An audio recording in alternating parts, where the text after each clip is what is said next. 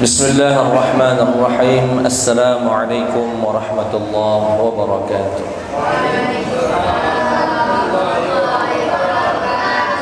Alhamdulillahi rabbil alamin. Wa sallallahu ala sayyidil mursalin nabiyyina Muhammadin wa ala alihi wa sahbihi ajma'ina, amma ba'd. Jamaah Majlis Arba'in An-Nawawiyah, hilir mengaji yang dimuliakan oleh Allah Subhanahu wa taala. Alhamdulillah, tsumma alhamdulillah. Segala puja dan puji syukur, rasa terima kasih mari kita persembahkan hanya kepada Allah Subhanahu wa taala yang tak pernah berhenti nikmatnya tercurahkan kepada kita. Alhamdulillah. Salawat beriring salam tercurahkan kepada junjungan Nabi besar Muhammad sallallahu alaihi wasallam. Semoga majlis ini bisa menjadi saksi bahwa kita cinta dengan Rasulullah sallallahu alaihi wasallam, sehingga kita kelak diizinkan Allah dengan segala kekurangan kita, kekhilafan kita, kelalaian kita untuk bersama Nabi kita di surganya Allah Subhanahu wa taala. Amin ya rabbal alamin. Pada malam hari ini kita akan mengkaji hadis arba'in yang ke-16. Hadis yang keberapa? Yang ke-16. Bismillah. An Abi Hurairah radhiyallahu anhu, dari sahabat Abu Hurairah radhiyallahu anhu, anna rajulan qal, bahwasanya ada seorang laki-laki datang dan berkata kepada Rasulullah sallallahu alaihi wasallam. Apa yang dia katakan kepada Rasulullah?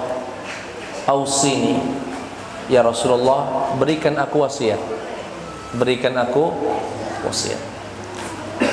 Dalam riwayat lain, ya Rasulullah, berikan aku wasiat yang membuatku masuk surga, tapi jangan panjang-panjang. Dalam riwayat lain, yang datang ke Rasulullah ini minta wasiat agar dengan wasiat itu dia bisa masuk surga. Dan dia berpesan, tapi jangan panjang-panjang ya Rasulullah, biar saya pacak memahaminya, bisa mahamin, bisa ngamalkan. Kalau saya di posisi Rasulullah, bingung saya, akan kewalahan ya. Akan panjang lebar menjelaskan wasiat apa yang harus diamalkan, tapi Rasulullah hanya berkata dua kata saja, la taghdab, jangan marah. Itu saja wasiat Rasulullah, la taghdab, jangan marah. Dan ini diulang berkali-kali oleh Rasulullah, karena yang datang ini, yang datang ke Rasulullah, ya Rasulullah cuma itu, nggak ada yang lain. Wasiatkan saya lagi ya Rasulullah, wasiat yang bisa saya amalkan. La taghdab, jangan marah. Yang lain ya Rasulullah, la taghdab, jangan marah. Diulang, faraddada miraran, diulang-ulang oleh baginda Muhammad sallallahu alaihi wasallam. Di riwayat yang lain dilengkapi dengan kata-kata la taghdab walakal jannah, jangan marah dan untukmu surga. Pendek tapi maknanya luar biasa. Kalau kita ini kadang-kadang panjang, maknanya biasa di luar. Tidak kata makna.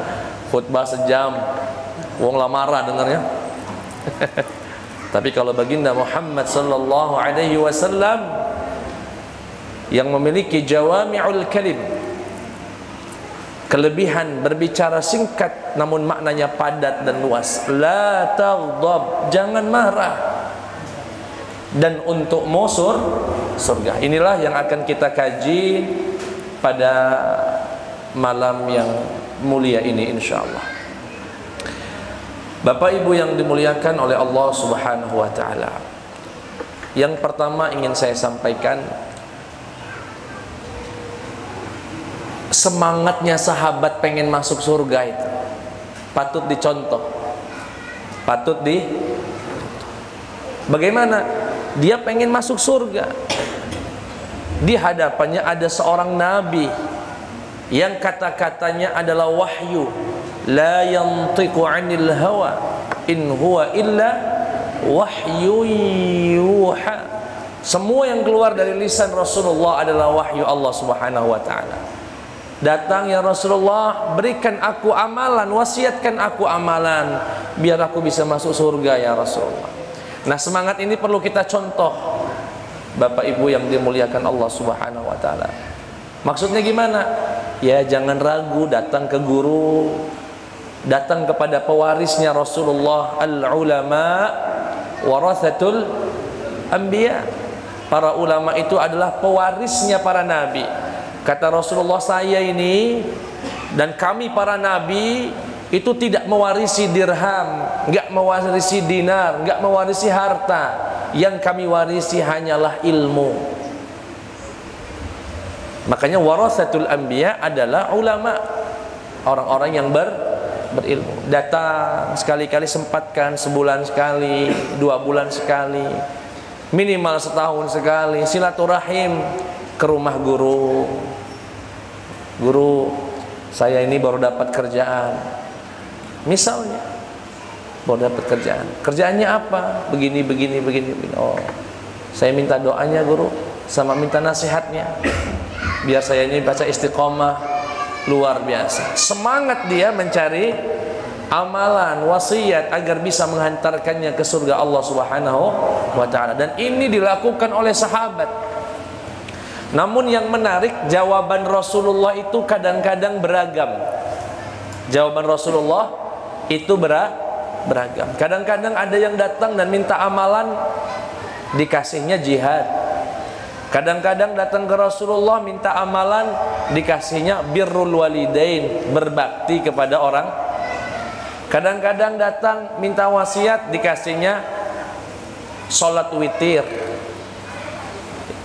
dikasihnya sholat witir, dan seterusnya. Kenapa beragam Ustadz? Padahal pertanyaannya kadang-kadang sama. Berikan aku amalan. Karena Rasulullah ini dokter. Rasulullah ini tabibul qulub. Dokter itu apa Pak? Memberikan obat sesuai dosis. Kadang-kadang yang datang ini mungkin adalah sahabat yang memiliki harta yang banyak, tapi tak memiliki kepandaian dalam berperang. Dia datang dengan semangat ingin memberikan apa yang dia punya untuk Islam, bertanya kepada Rasulullah, ya Rasulullah, amalan apa yang paling afdol bisa saya lakukan? Diperhatikan sama Nabi layaknya seorang dokter yang sedang mendiagnosa pasiennya. Dilihat, oh ini caknya wong kaya ini. Kalau aku sebut jihad, tidak baca apa-apa wong ini. Akhirnya apa jawaban Rasulullah? As-sadaqah. Sedekah di jalan Allah. Datang yang lain, dilihat dari postur tubuhnya kuat, dikenal sebagai orang yang pandai memegang tombak. Datang ke Rasulullah, adakah amalan yang baik ya Rasulullah untuk aku amalkan? Beliau menjawabnya bukan sedekah. Karena kalau sedekah dia akan pulang dan merasa kecewa, karena tidak bisa berbuat apa-apa buat agamanya. Rasulullah adalah tabib, guru, dokter. Beliau katakan al-jihad. Akhirnya apa? Kesimpulannya, Rasulullah memberikan yang terbaik sesuai dengan kapasitasnya masing-masing.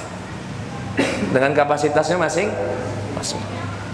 Dan ini bukan kontradiktif seperti tuduhan orang-orang di luar Islam yang mengatakan Rasulullah ini ngomongnya berbenturan. Katanya amalan yang terbaik jihad, katanya amalan yang terbaik sholat, katanya amalan yang terbaik birrul walidain.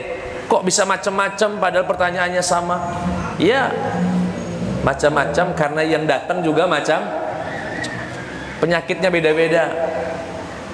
Penyakitnya beda-beda. Itu yang pertama. Apa yang bisa kita ambil dari hadis ini? Semangat mendatangi ulama, mendatangi warathatul anbiya, para habaib al-ulama, datang ke mereka minta wasiat untuk dikasih pegangan. dan itu dicontohkan oleh para sahabatnya baginda Muhammad sallallahu alaihi wasallam. Yang kedua, dan ini yang akan panjang kita jelaskan pada kesempatan malam hari ini, dan sempat mungkin kami sampaikan ya keterangan tentang hadis ini. Pesan apa tadi dari Rasulullah? La taghdab. Sekali lagi Pak, kita hafal redaksi ini karena pendek. Sayang kalau nggak dihafal. La taghdab. Saya diulangin ya. La taghdab. Walakal jannah. La taghdab. Walakal jannah. La taghdab. Walakal jannah. Jangan marah dan untukmu surga. Insyaallah Pak ya, dihafal. Saya akan coba merujuk untuk menafsirkan hadis ini dari kitabnya Imam Syatibi yang nama kitabnya Al-Muwafaqat. Ini dulu diktat saya S2 di Al-Azhar. Saat saya ngambil usul fikih, itu ada mata kuliah namanya Maqasidus Syariah, kitab yang dipakai karyanya Imam Syatibi. Apa itu? Begini, kata Imam Syatibi, kaidahnya Pak ya, kaidah saat mau menafsirkan Al-Quran, saat mau menafsirkan Al-Hadis. Kata Imam Syatibi, idza zahara fi badi'ir ra' al-qasdu ila taklifi bima la yadkhul tahta qudratil 'abdi fadzalika raji'un fi at-tahqiqi ila sawabiqihi aw lawahiqihi aw qara'inihi. Apa makna dari kaidah ini? Gampangnya begini. Kalau Bapak Ibu baca ayat dalam Al-Quran atau baca hadis, terlihat dari makna lahiriahnya, makna terjemahnya, ini perintah mustahil, ini nggak mungkin bisa dilaksanakan. Nah, kalau ada ayat, ada hadis mengandung perintah, mengandung larangan yang maknanya mustahil kita lakukan, nggak mungkin bisa kita lakukan, maka yang dimaksud oleh syariat bukanlah perintah itu. Lalu yang dimaksud apa? Sebelumnya, sesudahnya, atau yang bersama dengannya. Nanti saya jelaskan ya. Sebelumnya, sesudahnya, atau yang bersama dengannya. Contoh Pak, contoh. Sesuatu yang mustahil manusia lakukan adalah yang berkaitan dengan perasaan. Perasaan itu Pak, yang ada di jiwa kita, seperti cinta, benci, marah, itu nggak bisa dibuat-buat dan nggak bisa dipaksa-paksa. Tidak bisa dipaksa-paksa. Nah, kalau ada perintah dari Rasul memerintahkan kita suruh mencintai. Nah, sekali lagi, cinta itu soal rasa, nggak bisa dibuat. Ketemu orang, kenal nggak, siapa namanya juga nggak tahu, pernah interaksi juga nggak pernah, tahu-tahu kita diminta untuk mencintainya, mustahil, nggak bisa. Marah juga begitu. Nah, jadi kalau ada perintah bunyinya cintailah, marahlah, atau jangan marah, atau bencilah, atau jangan benci, itu adalah perintah-perintah yang mustahil. Nggak mungkin manusia bisa melakukannya. Misalnya, Mansur, cintailah Haikal. Oh dia Ustaz, kenal Baida misalnya. Nah, lalu kalau begitu apa? Kalau ada perintah suruh mencintai, ada perintah suruh membenci, ada perintah jangan marah, maka yang dimaksud sebelumnya. Maksud sebelumnya ini apa? Sebab-sebabnya. Artinya kalau kita dimintai untuk mencintai seseorang, maksudnya adalah lakukanlah hal-hal yang dapat mencintai orang. Rasulullah pernah berkata misalnya, la yadkhulul jannata atau la tadkhulul jannata hatta tahabbu atau mungkin lebih tepatnya la tadkhulunal jannata hatta tahabbu. Tidak akan kalian masuk surga sampai kalian mencintai atau saling mencintai. Nah, saling mencintai ini suatu perintah yang nggak bisa kita lakukan seketika ketemu orang, saya cinta bapak, saya cinta, nggak mungkin. Maka yang dimaksud apa? Lakukanlah hal-hal yang dapat membuatmu cinta kepada orang, orang bisa cinta kepada kita. Lalu gimana caranya? Dijelaskan sama Rasulullah. La tadkhulunal jannata hatta tahabbu, atau la tadkhulul jannata hatta tu'minu wa la tu'minuna hatta tahabbu. Awala adullukum ala syai'in idza fa'altumuhu tahabbtum afshus salama bainakum. Tidak akan masuk surga kalian sampai kalian beriman. Tidak akan sampai beriman kalian sampai saling mencintai. Gimana kami bisa mencintai orang lain ya Rasulullah? Kata beliau, kalau pengen saling mencintai, sebarkan salam kepada mereka. Artinya yang diperintahkan apanya, Pak? Menyebarkan salam agar nanti melahirkan cinta. Contoh lain, dan ini dicontohkan oleh Imam Syatibi dalam kitabnya, wala tamutunna illa wa antum muslimun. Janganlah kalian meninggal kecuali dalam keadaan muslim. Bisa Bapak pastikan detik-detik? Enggak bisa. Mustahil kita bisa memastikan meninggal dalam keadaan. Lalu apa yang dimaksud? Padahal Allah jelas dalam ayat ini melarang kita meninggal dalam keadaan selain muslim. Lalu perintahnya apa? Sebelumnya, sebelum meninggal. Apa artinya? Jagalah Islammu hari ini, insya Allah meninggal dalam keadaan muslim. Paham kira-kira, Pak? Bukan jaga muslim Islamnya itu pas mau meninggalnya itu, bukan. Yang dimaksud sebelumnya. Artinya apa? Dari sekarang istiqomah, jaga sholatnya, jaga ibadahnya, jaga silaturahimnya. Itu yang dimaksud wala tamutunna illa wa antum. Sampai sini jelas, Pak? Ayat ini, hadis ini kita coba praktikkan kaidah dari Imam Syatibi tadi. Kata Imam Syatibi, kalau ada perintah dari Allah atau dari Rasulullah, atau ada larangan dari Allah atau dari Rasulullah, perintah dan larangannya itu mustahil kita lakukan. Nggak bisa. Seperti soal perasaan tadi. Maka yang dimaksud apanya? Sebelumnya atau sesudahnya atau yang bersamaan dengannya. Contoh ayat hadis ini, jangan marah. Ya mustahil nggak marah. Datang orang ke kita ngomong, ibu kamu pezina, pelacur, marah nggak, Pak?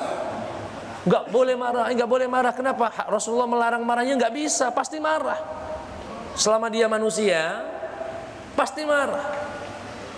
Ada orang tahu-tahu berbuat baik sama bapak, tiap hari ketemu assalamualaikum, sesekali dia ngasih hadiah, nggak pernah jahat sama kita. Itu nggak bisa dibuat-buat, pasti cinta sama orang itu. Nggak mungkin kita nggak cinta. Sampai sini jelas lah ya. Artinya Rasulullah mengatakan jangan marah di sini, bukan melarang marahnya, karena marah itu sifatnya responsif. Ada sebab pasti dia marah. Tahu-tahu kenal atau tidak, dia nempeleng kepala kita, Pak, tepak. Nah, siapa wong ini? Caci maki agama kita, misalkan ketemu kita mencaci Rasulullah, marah nggak, Pak? Ya kalau nggak marah bukan muslim namanya. Sampai sini jelas. Lalu kalau begitu apa yang dilarang sama Rasul ini? Kalau ketika Rasulullah berkata jangan marah, itu yang dilarang bukan marahnya. Yang dilarang adalah jangan kau lakukan hal-hal yang menyebabkanmu marah. Sebab ini lebih dulu. Janganlah atau hindarilah sesuatu yang dapat membuatmu bukan marahnya. Atau kata Imam Syatibi tadi apa? Kalau ada perintah atau larangan kepada sesuatu yang mustahil dilakukan, maka yang dimaksud sebelumnya atau Nah, kalau sesudahnya itu maksudnya apa? Udah telanjur marah nih. Yang dilarang adalah jangan kau luapkan amarah itu dengan sikap dan cara yang tidak diridhoi Allah. Itu yang dilarang. Jangan caci maki, jangan mukul, jangan menzalimi orang. Itu yang dimaksud dari pesan Rasulullah, la taghdab. Sampai sini jelas Pak ya? Semoga jelas. Ini agak ilmiah memang karena ini kaidah tafsir. Tapi sekali-kali belajar, gak apa-apa. Biar ada ilmunya. Jadi kalau ada perintah-perintah yang kayaknya mustahil, maka yang dimaksud adalah sebelum atau sesudah. Karena di dalam syariat kita ini nggak ada yang mustahil. Semuanya bisa dilakukan. La yukallifullahu nafsan illa usaha. Jadi la taghdab, wasiat Rasulullah ini. Terjemahannya jangan marah. Tafsirnya jangan kau lakukan hal-hal yang membuatmu marah. Dan kalau kamu sudah telanjur marah, jangan kau luapkan dengan sikap atau kata-kata yang tidak diridhoi. Itu tafsirnya. Itu mahalnya kaidah tadi. Makanya kalau belajar syariat, Quran, hadis hanya berlandaskan terjemah, bahaya. Kita tidak bisa memahami maksud dari baginda Muhammad sallallahu alaihi wasallam. Sekali lagi, berdasarkan kaidah tadi, wasiat Rasulullah, la taghdab, jangan marah. Maksudnya adalah janganlah kau lakukan hal-hal yang menyebabkanmu marah. Itu yang dilarang. Dan kalau sudah marah, misal telanjur marah, jangan kau luapkan dengan kata-kata atau sikap yang tidak diridhoi oleh Allah atau Rasulullah sallallahu alaihi wasallam. Sampai sini jelas Pak ya? Nah, makanya di sini ya beliau ya, mengatakan begini. Ya. Ini kata beliau. Ya. Bagaimana cara kita tidak marah itu? Yang pertama, menghindari hal-hal yang dapat membuat kita marah. Apa saja Ustaz penyebab-penyebab orang itu marah? Yang pertama, banyak penyebabnya. Yang pertama yang disebutkan dalam kitab ini, al-kibru wat-ta'ali wat-tafakhur 'alan nas. Adanya sombong di hati. Yang cepat buat bikin marah itu karena di hati ini ada sombong. Ada orang lewat berpapasan, nggak negur kita, marah itu. Apa dia nih?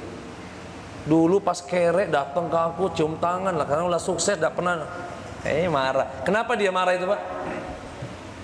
Di hatinya ada sombong, pengennya ditegur dulu, pengennya ditegur dulu. Kalau nggak ditegur dia yang marah. Maka dari itu yang harus kita hindari adalah sifat biasa-biasa saja. Mungkin orang lagi ngelihat kita berpapasan, dia pikirannya nggak di situ, sehingga nggak negur salam ke kita. Ya sudah. Nah, yang membuat orang marah itu adalah adanya benih-benih kesombongan di dalam hati kita.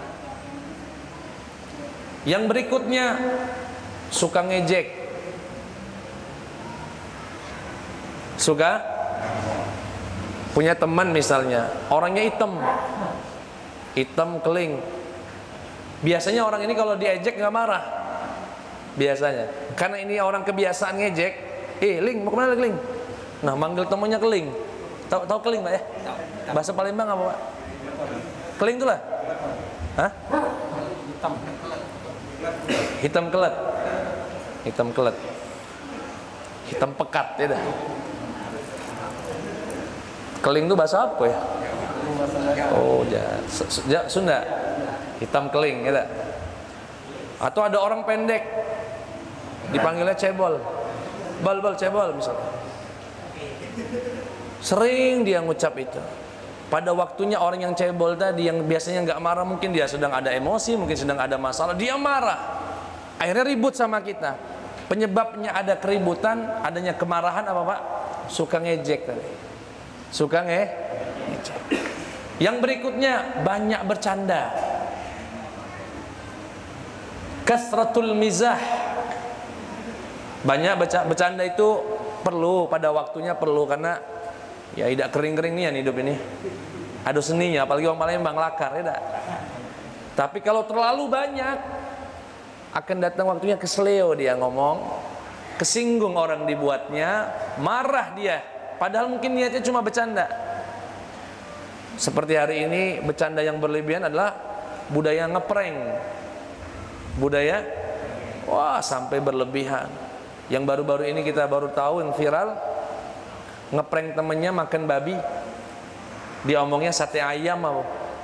Begitu dimakan sudah ketelan baru ngomong itu babi tadi. Niatnya ngeprank, tapi itu berlebihan. Dan itu dapat membuat orang marah. Nah, yang dilarang apa di sini berarti? Jangan terlalu banyak bercanda. Berlebihan. Yang berikutnya yang menyebabkan orang marah itu apa itu? Suka debat kusir. Dikit-dikit didebatin, baru dapat ilmu dari pengajian langsung pengen ngedebat uang di lapangan. Oh ya, aku melok ngaji semalam tuh. Kenapa? Yang kamu amalkan tuh udah kate dalilnya. Wah, baru ngaji 2 hari lah udah kate dalil, boleh lah. Debat. Nah. Akhirnya debatku kusir, merah mukanya, nggak teguran lagi tuh nanti, berat nak negurnya lagi, karena kebanyakan debat. Nah, yang semacam inilah yang dimaksud oleh Rasulullah Sallallahu Alaihi Wasallam. Artinya kalau kita tafsirkan lebih luas lagi, la taghdab, maksudnya adalah jangan kau lakukan hal-hal yang dapat menyebabkanmu marah, seperti banyak bercanda, seperti banyak mengejek, seperti adanya kesombongan di hatimu, seperti banyak debat dan sebagainya. Luas sekali maknanya. Dari kata yang sangat singkat, la taghdab, janganlah kamu marah. Yang hebatnya dari Islam ini tidak sekedar la taghdab, ada iming-imingnya, walakal jannah. Bayangkan, jangan marah, hadiahnya surga. Luar biasa. Luar biasa. Baik. Itu hal-hal yang dapat menyebabkan kita marah. Dan ada lagi penyebab-penyebab yang lain, tapi kita cukupkan dengan itu. Sekarang kalau sudah telanjur marah, Ustaz, lah telanjur, ya mungkin tadi bercanda niatnya, tahu-tahu kesinggung. Nah, yang dilarang apa sama Rasulullah di sini? Bukan sebab, karena sebabnya sudah terjadi. Apa yang dilarang? Hal-hal yang berkaitan tentang apa setelah marah itu, yaitu terkait sikap, cara, kata-kata yang diluapkan saat dia marah. Nah, di sini artinya apa? La taghdab, maksudnya lakukanlah hal-hal yang dapat membuatmu mengontrol emosimu, mengontrol amarahmu. Apa saja? Disebutkan oleh baginda Muhammad sallallahu alaihi wasallam dan dijelaskan oleh para ulama. Yang pertama,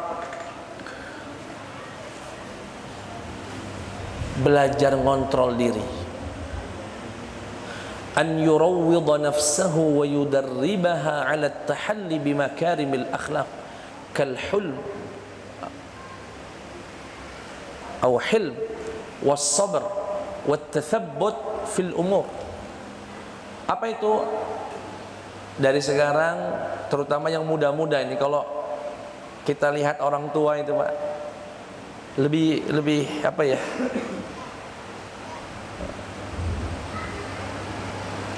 Lebih hati-hati orang tua itu. Kalau yang sudah sepuh, bijaksana, ini tidak berbicara tentang tua keladi ya, Pak ya. Ini tua nian, tua umur, tua pikiran. Ya, Pak ya. Ya, Pak ya.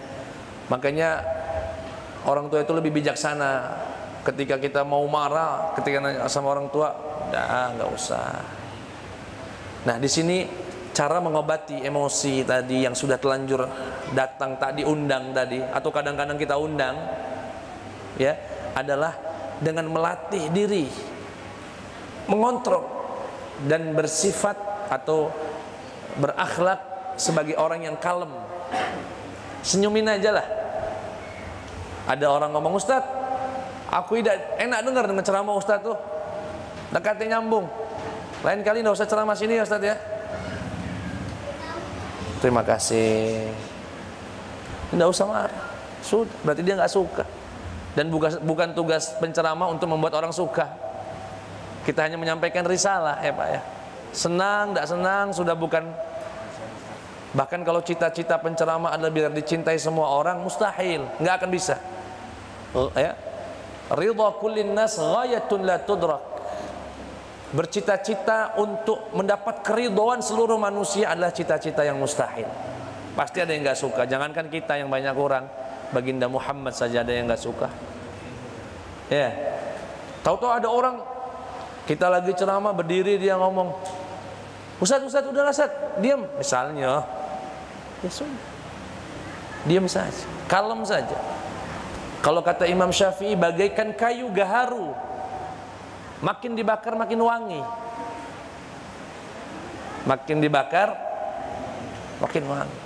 Kayu gaharu Pak ya, jika dibakar tambah wangi. Nggak usah dimarah, diejek, biarin aja. Makasih. Bahkan Imam Hasanul Basri pernah kedatangan orang, wahai Imam, tadi di sana saya melihat ada beberapa orang sedang ngomongin antum, sedang ghibah. Oh ya, siapa saja orangnya? Bla bla bla bla. Oh ya, makasih. Besoknya beliau nyiapkan hadiah. Nyiapkan hadiah. Datang ke orang yang ghibahin tadi. Makasih kemarin telah ngirim pahala buat saya. Nah, rupanya dia ghibahin itu sedang ngirim, sedang gugurkan doa. Kalem aja.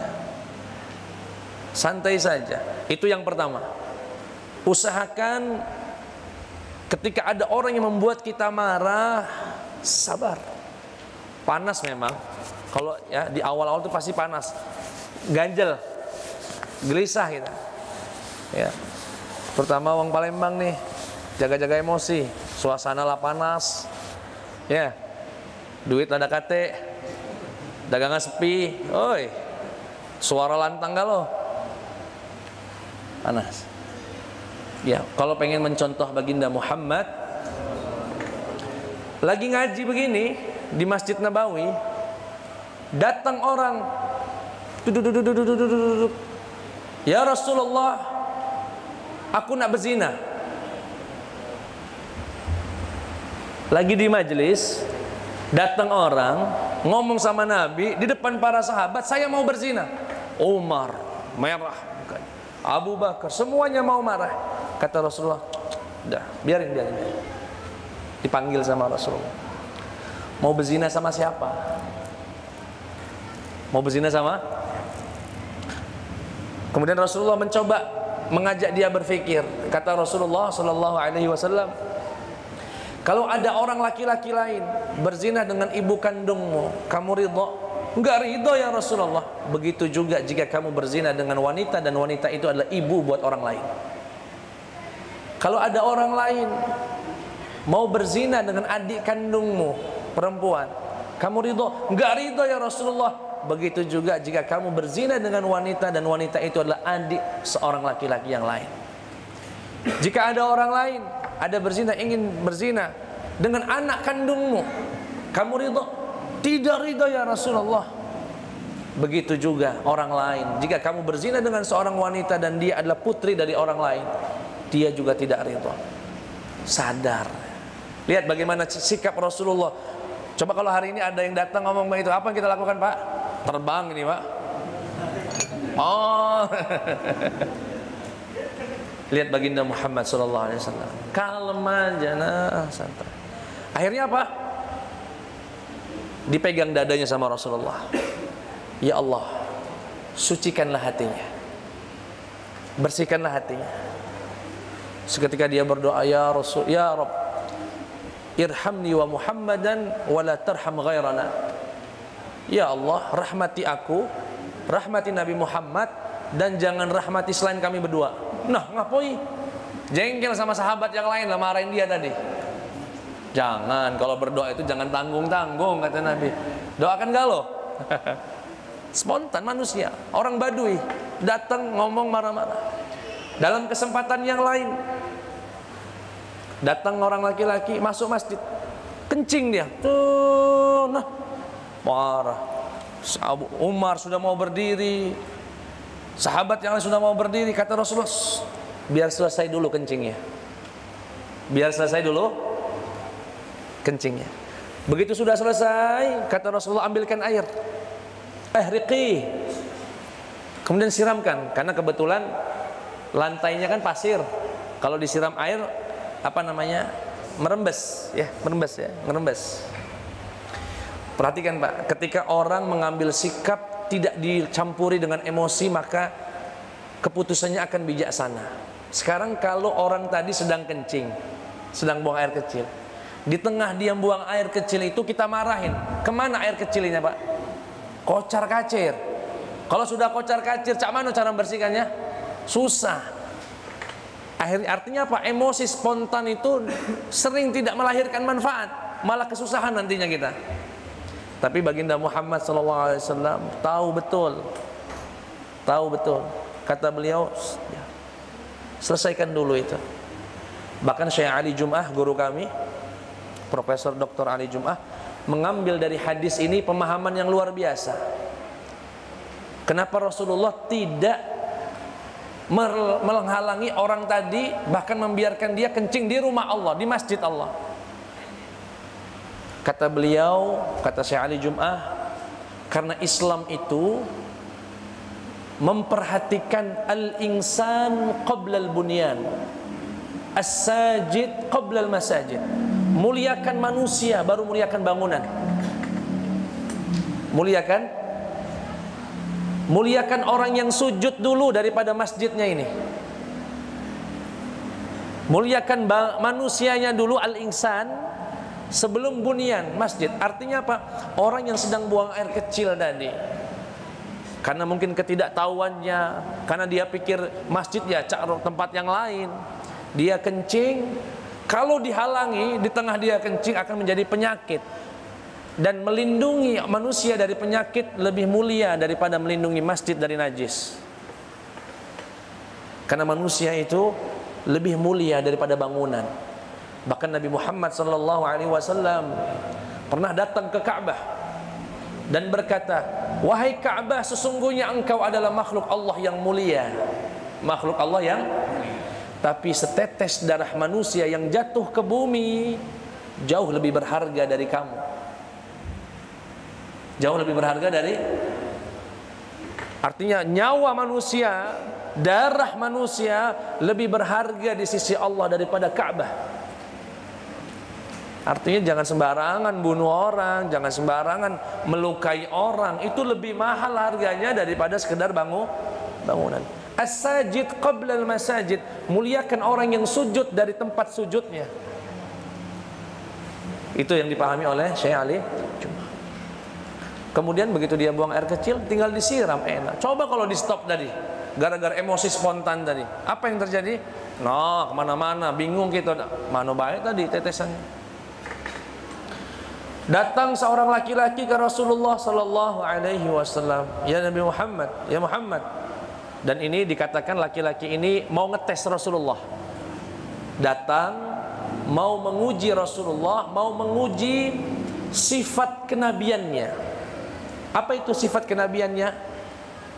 Lemah lembutnya mendahului amarahnya. Rasulullah itu seorang nabi yang kelembutannya yasbiqu hilmuhu ghadabah, yang kelemah lembutannya mendahului amarahnya. Datang, bayar utang ya Muhammad. Ente ini belum bayar utang. Padahal dia datang sebelum waktunya. Umar yantahiru, Umar marah, dihardiknya orang tadi. Kamu kalau ngomong jangan kasar-kasar sama Nabi Muhammad, jangan kasar. Tapi Rasulullah biarin Umar, biar. Jangan kayak gitu sikapnya. Seharusnya kamu jangan marah, tapi seharusnya kamu minta saya untuk membayar hutang dengan baik dan mengajarkan dia untuk cara menagih dengan baik. Begitu caranya. Luar biasa. Di tengah ya sesuatu yang seharusnya bisa membuat Rasulullah marah, tapi beliau sallallahu alaihi wasallam qudwah kita, suri tauladan kita, beliau bisa. Dalam riwayat lain datang orang tadi mengatakan, ya Muhammad, bayar utangnya. Di depan umum ngomongnya dengan kasar, nggak pakai gelar nabi lagi, ya Muhammad, langsung saja. Jadi Rasulullah itu sempat berhutang onta, berhutang untuk kepentingan sahabat saat berperang. Orang ini mau nagih. Ketika nagih dengan cara yang kasar, bayar utangnya katanya. Sahabat sudah mau marah, kata Rasulullah, inna li sahibil haqqi maqalan. Sesungguhnya orang yang punya hak itu berhak berbicara, kata Rasulullah. Biarin ngomong, ya ngomong apa? Bayar utangnya katanya. Akhirnya Rasulullah sallallahu alaihi wasallam memerintahkan sahabat, tolong carikan onta persis umurnya sama, ukurannya sama dengan yang pernah kita pinjam dari dia. Dicari, nggak dapat.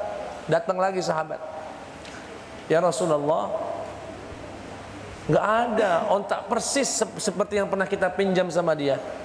Lalu yang ada apa? Lebih bagus ya Rasulullah, lebih bagus dagingnya, ukurannya, umurnya.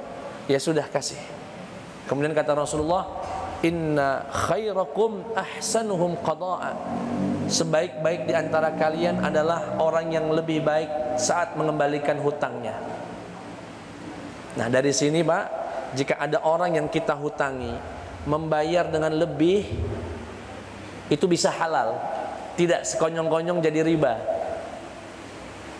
Berdasarkan hadis ini kan dia punya hutang, Rasulullah punya hutang. Hutangnya berupa onta, ukurannya sekian, dibayar dengan yang lebih besar. Kemudian kata Rasulullah, sebaik-baik di antara kalian adalah orang yang sangat baik saat mengembalikan pinjamannya, hutangnya. Artinya mengembalikan dengan lebih itu boleh dan halal itu. Tapi syaratnya 4. Dari hadis ini bisa diambil 4 syarat. Disebutkan oleh guru kami saat kami S2 di Sudan, beliau guru fikih perbandingan mazhab, Dr. Utsman namanya. Beliau katakan syaratnya 4 agar tambahan pembayaran hutang itu menjadi halal. Yang pertama, tidak disyaratkan. Artinya bukan dari awal, kamu nak minjem sama aku, iya, berapa? 10 juta, boleh. Tapi syaratnya sih kok kembalinya 12 juta. 2 jutanya haram, riba, karena disyarat. Yang kedua, disepakati.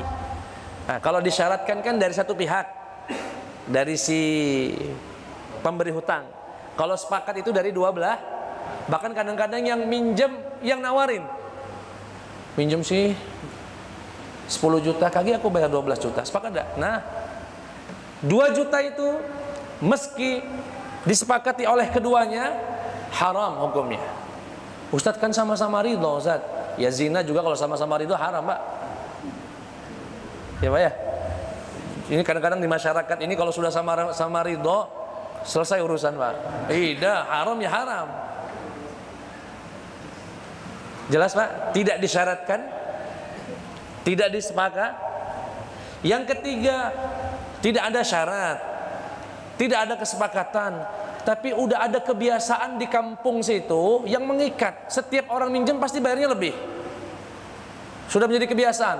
Di kampung kami nih Ustaz, tidak perlu ngomong, pasti nambah itulah dia.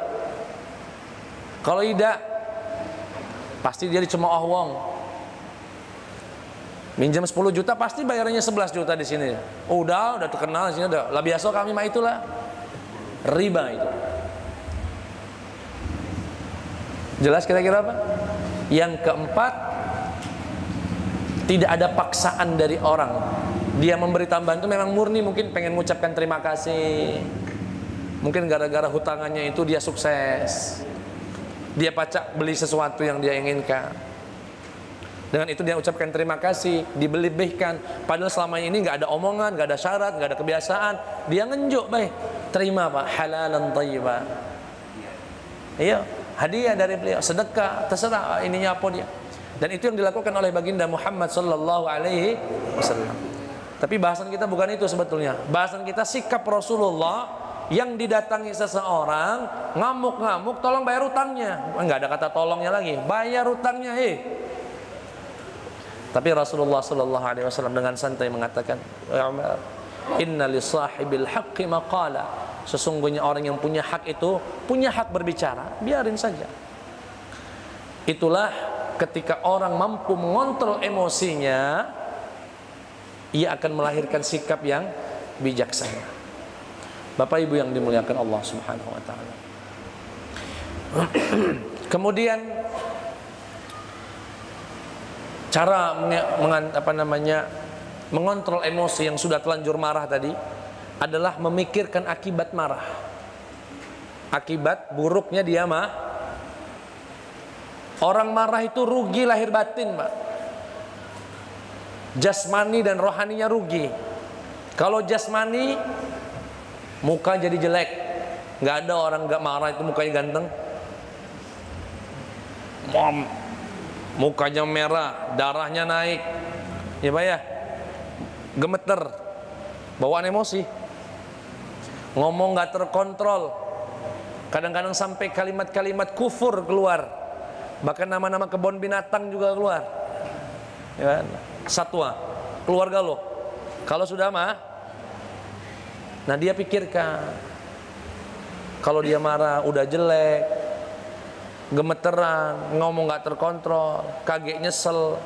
Itu kalau dilihat dari jasmani. Dari rohani akan melahirkan dendam kesumat, baik kita ke dia, dia ke kita, keluarganya ke kita, kita ke keluarganya. Berapa banyak tetangga gak teguran karena emosi sesaat yang gak terkontrol? Berapa banyak? Artinya apa? Seorang muslim harus pandai-pandai memikirkan akibat dari sikap yang mau dia ambil, yang mau dia ambil. Wal kadhimin al ghaidh wal 'afina 'anil nas wallahu yuhibbul muhsinin. Yang mampu menahan emosi, al kadhimin al ghaidh. Ada orang membuat kita marah, itu ada 4 derajatnya, Pak. Ada 4 derajat. Ada orang ngejek kita, menzalimi kita, marahin kita, pokoknya bikin kita marah lah. Itu sikap dari kita ada 4. Yang pertama, kadhbul ghaidh, menahan emosi. Yang kedua, al-afu. Saya ulangi lagi, Pak ya. Derajat orang yang mampu menahan emosi. Ketika ada orang marah, kan marah nih, kita mau meluapkan, itu ada 4. Ada yang sebatas bisa ngontrol, udah sampai ninju tembok kadang, lah marah nian, itu namanya kadhiminal ghaidh. Mukanya udah merah, sudah bunyi kletek-kletek tangan nih, tapi dia mampu menahannya. Derajat yang kedua, al-'afina 'anil nas. Setelah marah, dia maafkan. Tapi maafkannya ada 3 derajat ini. Al-'afu was-safhu wal-maghfirah. Al-'afu, afwan, orang Indonesia ngomong afwan, maaf ya.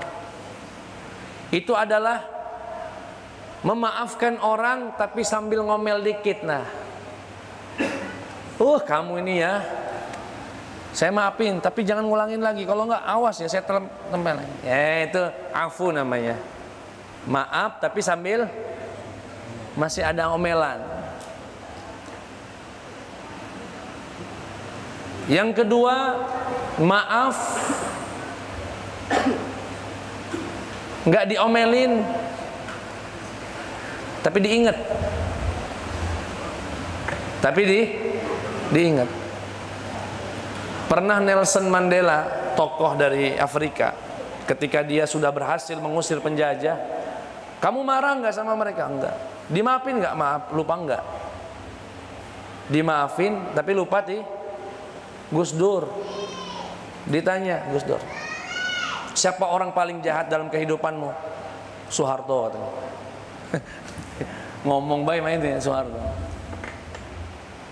Dan kamu sudah memaafkan Gus katanya? Sudah, tapi lupa nggak? Maafin tapi lupa. Itu namanya safhun. Fa'fu wasfahu. Saf. Yang ketiga, memaafkan dan seakan tak ada yang terjadi. Namanya maghfirah. Itulah yang kita minta dari Allah Subhanahu wa taala.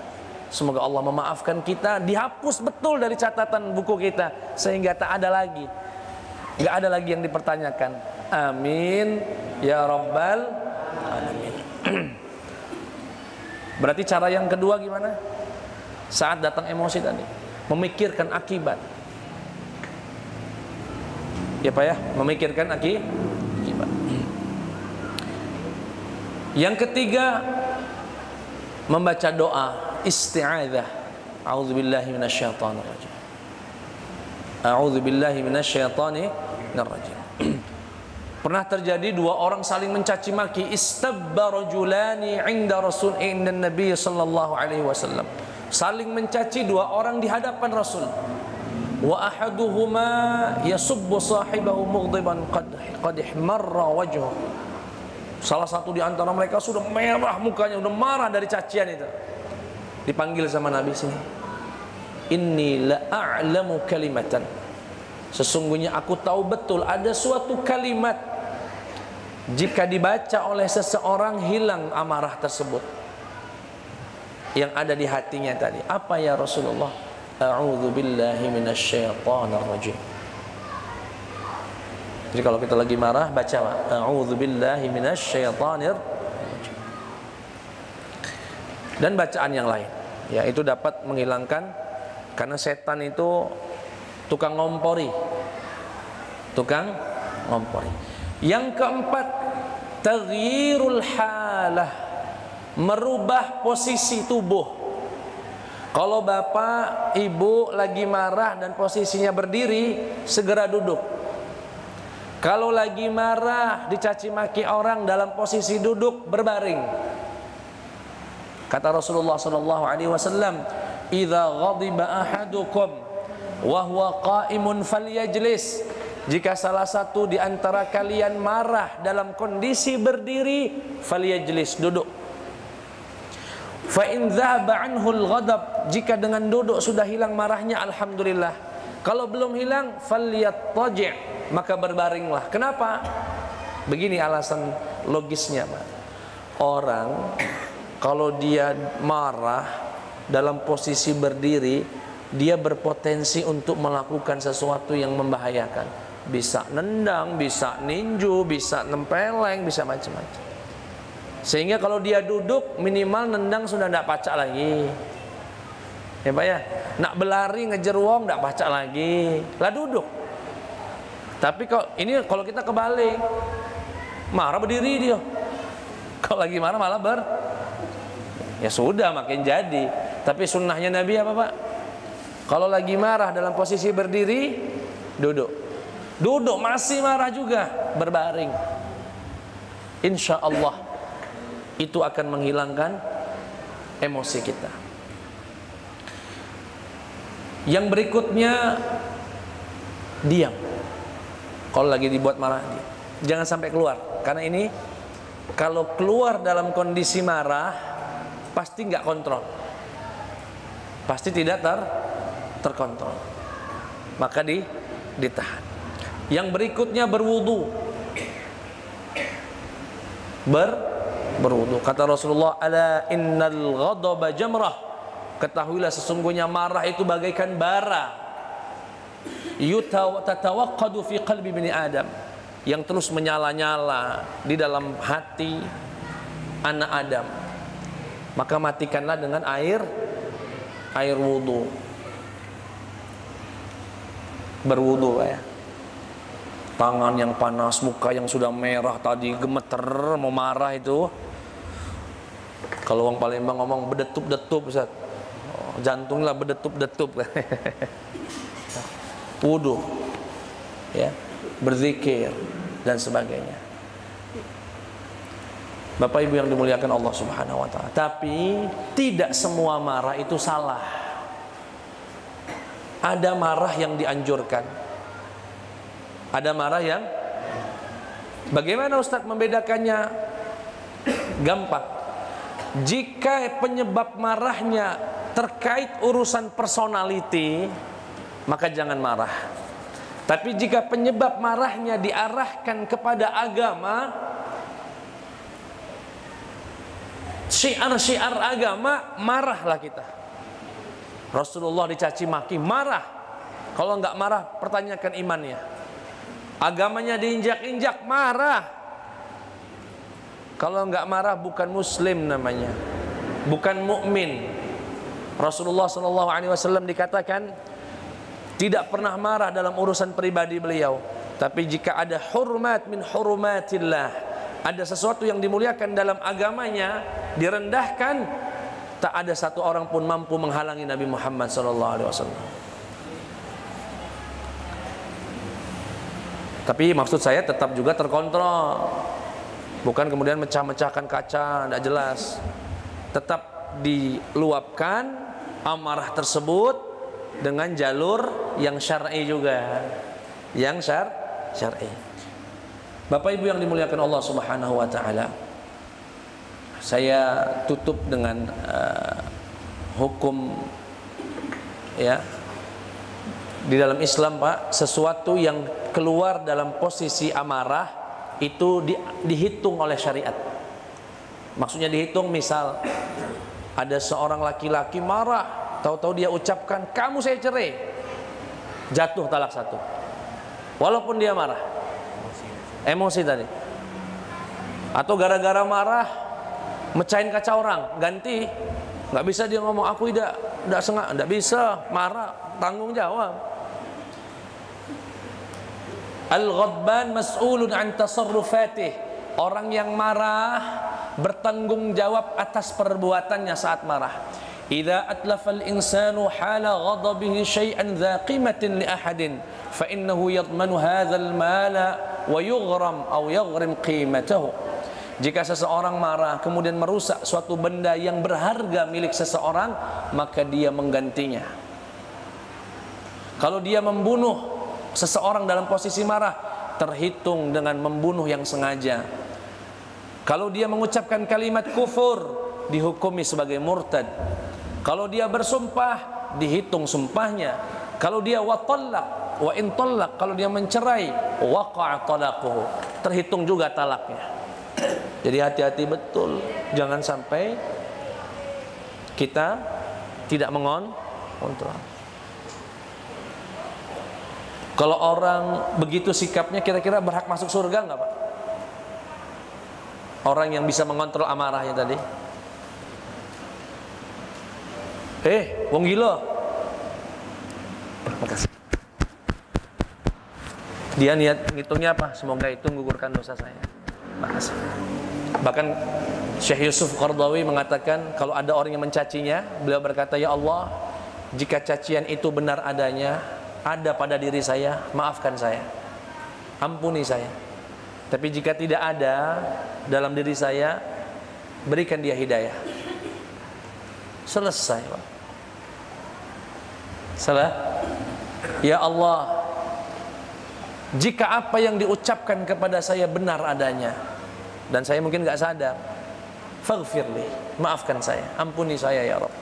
Tapi jika yang diucapkan itu tidak ada dalam diri saya, berikan dia hidayah. Selesai urusan dunia ini, Pak. Kalau begini semua orang, ya, la taghdab walakal. Walaupun memang ada madhab lain yang mengatakan kalau marahnya itu dibagi dua. Jika marahnya marah yang masih terkontrol, jika dia ucapkan talak, jatuh talaknya. Tapi jika marahnya marah yang tak terkontrol, sudah temperamen kelas tinggi, jika keluar kalimat talak, nggak dihitung talaknya.